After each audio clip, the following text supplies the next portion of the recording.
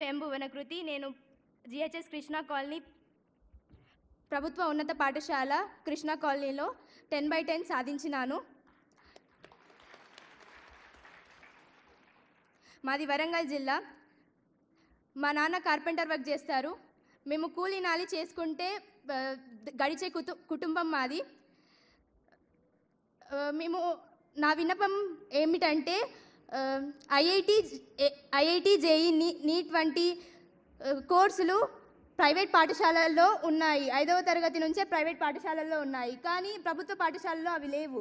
అవి మనకు ప్రభుత్వ పాఠశాలలో కూడా తీసుకురావాలి. అలాగే మధ్యాహ్న భోజనము, రవాణా సౌకర్యము ఇలాంటివి ఎన్నో కలిగించాలి. నాణ్యమైన విద్య కోసం ఎక్కడి నుంచో పిల్లలు నడుచుకుంటూ వస్తున్నారు. ఇవన్నిటిని మీరు దృష్టి చేసుకొని గమనించాలి.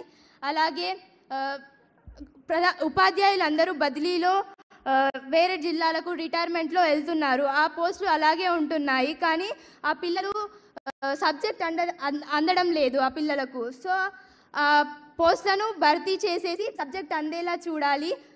అలాగే పిల్లలు బట్టిఫై మెథడ్ కంటే ప్రాక్టికల్గా చదువుకుంటే ఎంతో మంచిగా ఉంటుంది, ఎంతో అర్థమవుతుంది, లైఫ్ అప్లికబుల్గా ఉంటుంది. అలాంటి దాటి కోసం ల్యాబొరేటరీలు, లైబ్రరీలు, ఇంకెన్నో ఎక్విప్మెంట్లు మా స్కూల్కి కావాలి, మా ప్రభుత్వ పాఠశాలకు కావాలి. ఇవన్నీ చాలా అవసరం. అలాగే మా పాఠశాలలో ఎప్పుడో నవంబర్లో మాకు సిలబస్ పూర్తి చేసినారు. అలాగే మేము రివిజన్ కూడా చేసుకున్నాము. అలాగే ప్రైవేట్ పాఠశాల విద్యార్థులు గవర్నమెంట్ స్కూలా అని అన్నారు. కాకపోతే వాళ్ళందరికీ వేలెత్తి చూపేటట్టు 10/10 జీపీఎస్ సాధించి ఆదర్శంగా నిలిచినాను నేను. నాకు ఎంతో గర్వంగా ఉన్నది.